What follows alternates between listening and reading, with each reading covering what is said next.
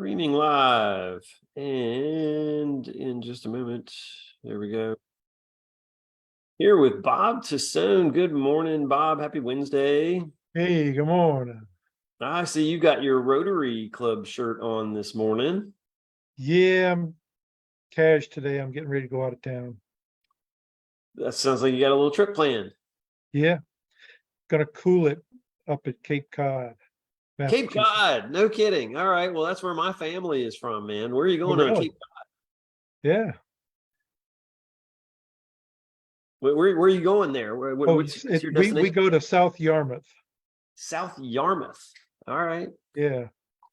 Well, So, so we're getting off subject here because we're going to be talking a little bit more about insurance premiums and so forth. But here we're getting into the personal side of things. My dad grew up on Cape Cod, grew up in Sandwich, Massachusetts. you go through Sandwich to get to South Yarmouth. Yeah, it's like right there at the entrance. You got two bridges. So Cape Cod is really an island. People don't know the Bourne that. Bridge and It's that whole thing. Yarmouth is like down here at the. Yarmouth is about halfway before the curve. Yeah, I got you. Man, it's beautiful up there, and this is a great time of year. And it'll be about 10, maybe 15 degrees cooler than it is here.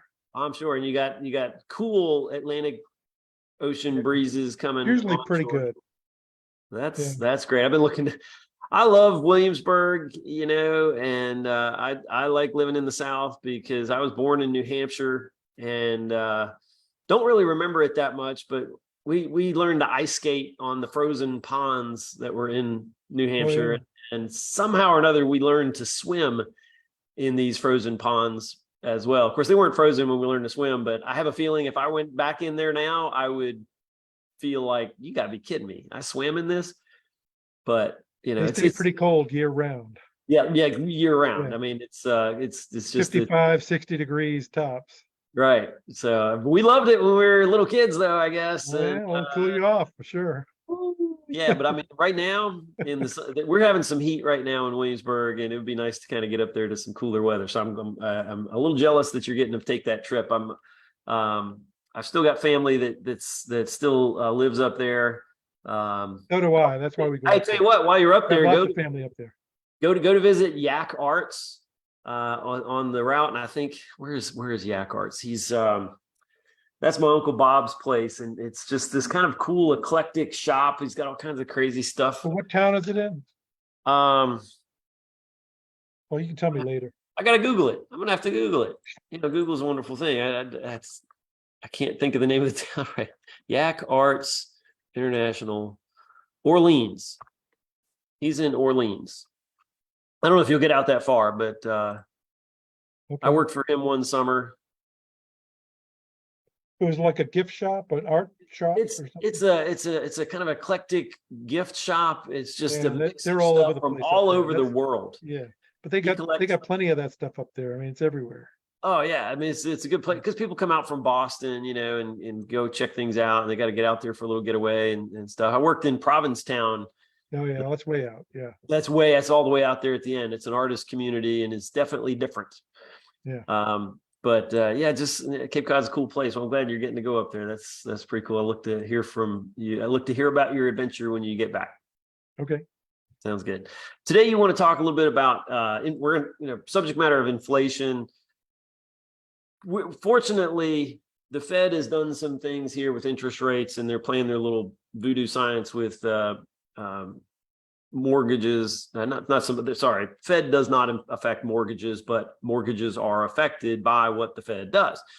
So, and the other magic sauce that they do, which quantitative easing. Anyway, so we got inflation that had peaked, and now it seems to be kind of coming down and being managed a little bit, but inflation is still a little higher right now than we traditionally like it to be. Costs are up on a lot of things. Price of eggs, I will say, which had reached like $3.50 a dozen a couple months ago. It's down to about $1.20 again. So thank goodness we got the cost of eggs. Price of eggs is a little bit better under control. But how do people manage and keep their things under control for their insurance premiums? And I'd love for you to. Everybody worries about their rate being increased, and with different kinds of insurance. And this time we're talking about homeowners insurance mostly. And so in 2022, the inflation on asphalt shingles was 17.7%. On concrete, it was 18.8%. On copper pipes, it was 12.8%. On drywall, it was 20.5%. And so when you talk about having homeowners insurance and your house is damaged or destroyed, these things need to be purchased to rebuild your house or to repair your house. And so the cost of everything is up, and that's why it costs more to buy a house and it costs more to fix the house. If Yep. there's something that happens to it, the insurance company, when they increase your premium, they're usually increasing it because they're increasing the amount of coverage that's there to rebuild your house.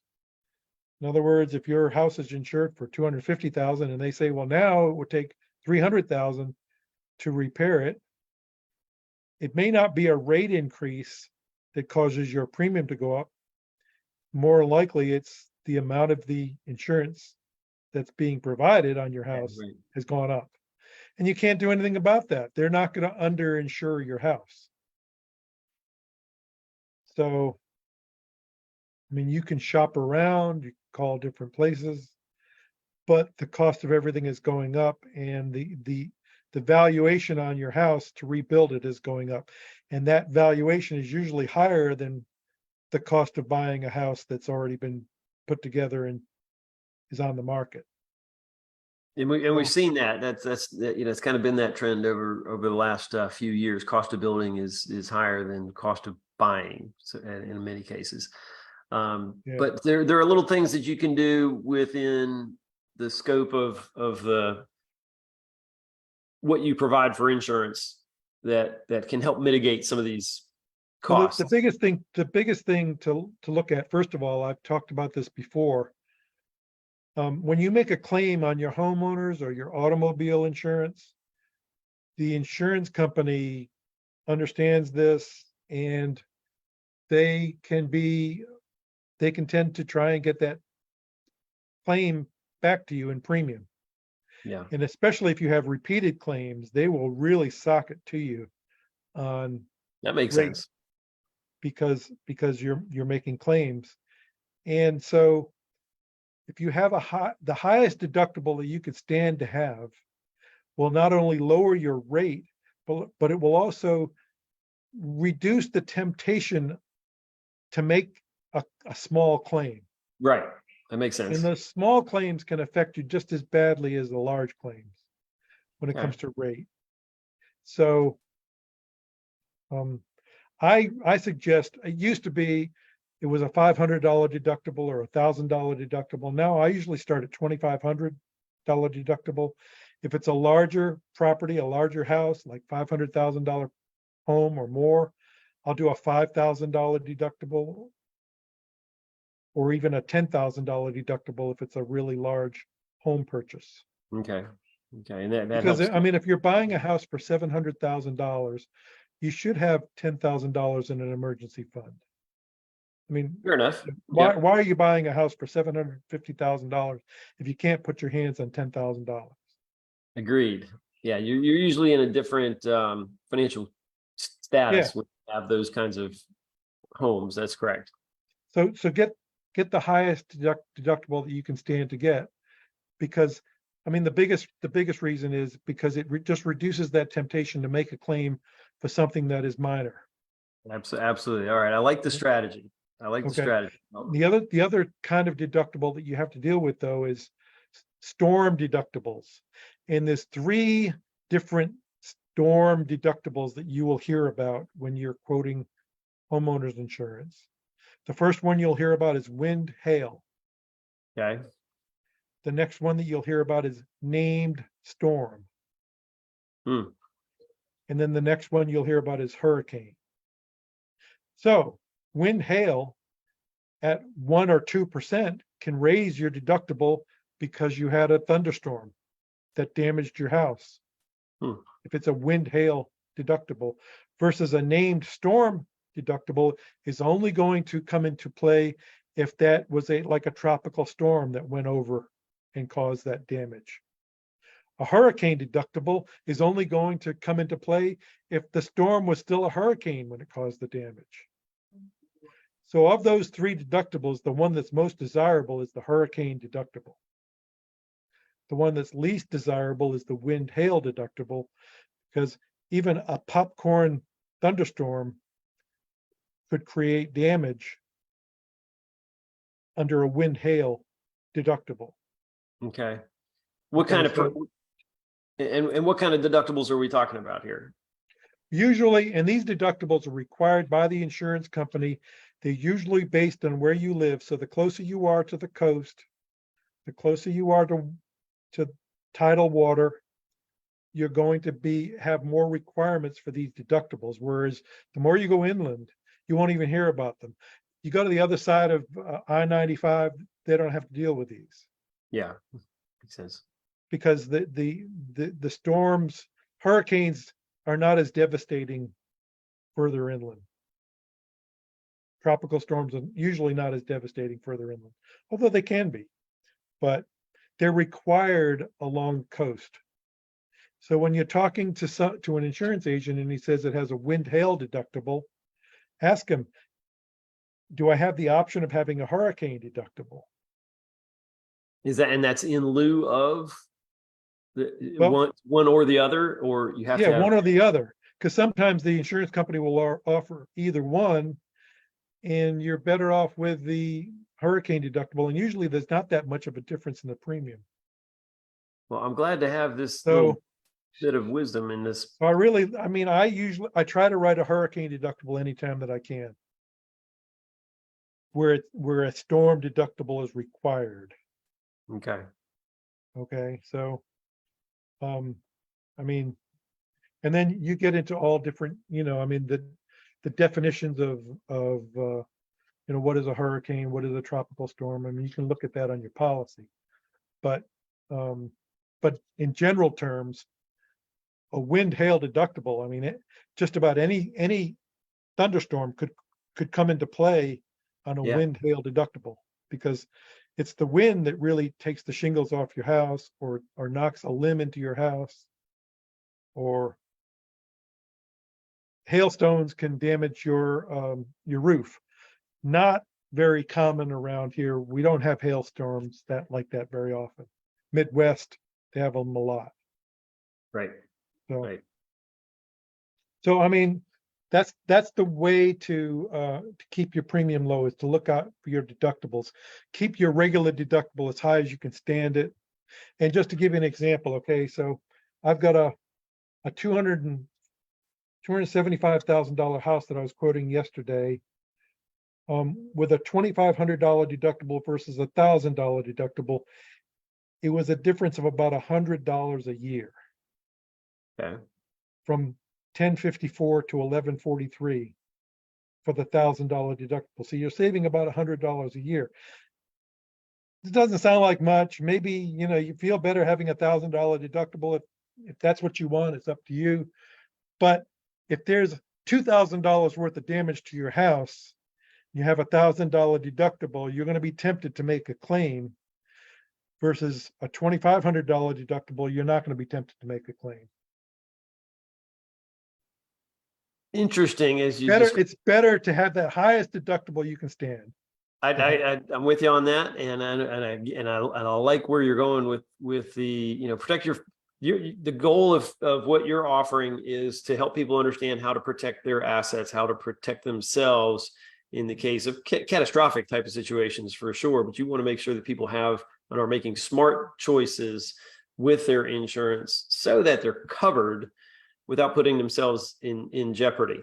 Interestingly, we were just having a conversation earlier, Kevin and I, in our conversation about mortgages and so forth, about what kind of repairs do people need to do to their home in order to get it ready for sale. And I think that as we age, we have to maintain the home, and one of the best things that you can do for yourself when you're getting your home ready is to make sure that your house is really prepared and ready for sale. So, And it's the same thing when you go to insure it. The insurance company wants it to be in good repair because they're providing insurance that where they're saying they're going to rebuild it just like it's brand new. yeah, And so they don't want a worn roof or a damaged siding or gutters that are hanging or none of that's going to fly. right. That's got to be taken care of. And that's why a lot of these transactions, here in Williamsburg, we have a broad range of homes that are, maybe 1980s that are being sold that are kind of in, I don't want to say original condition, but probably need a lot of service work because in the years leading up to the time of sale, there may not have been a lot of maintenance that's been done for them. So either the buyer is going to have to do that when they buy the home, which means they're going to have to price it accordingly on the sale, or the seller has, some obligations to get things fixed up a little bit to get it ready for sale. So the buyer doesn't have to do that. There's a trade-off in all these things. And what you were talking about here is a trade-off between the levels of coverage that you may have, deductibles, and that financial factor that comes into play. So Bob, I appreciate your insight and input on these financial factors that affect the day-to-day decisions on insurance. It's always good to have your insights on these matters and your contact information. If anybody wants to reach out and needs additional coverage or information about insurance, reach out to Bob, because this guy can help you with all kinds of answers to protect your assets. And Bob, I look forward to hearing a little bit about your trip to Cape Cod. Kind of giving me some. Well, I will be back by next Wednesday, so if we're still available next week, we'll get the report next week. Okay, all right. Well, tell me where are your favorite place? Do you have favorite places there? There are some beaches that we go to. I don't even remember the names of them. I mean, I don't like tourist traps. Oh, yeah. So, You're getting away from it. You're Yeah. getting away from the stuff, right? Yeah. Yeah. So my dad grew up, I grew up with my dad going to Sandy Neck Beach. He loved to go fishing. Like his thing was fishing, and he'd fish in the canal. And he had stories of catching like stripers galore. Well, the food is really good, and the soft shell clams, which are steamers. Oh yeah. Okay, and then of course they have lobster up there. You gonna have some chowder? If you like that, and chowder, you can have a lobster roll. Oh, good stuff. Good stuff. All right. Well, I can't wait to hear about it. I look forward to all the stories, man. All right. Thanks, John. Safe travels. Talk to you soon. See you later. Bye.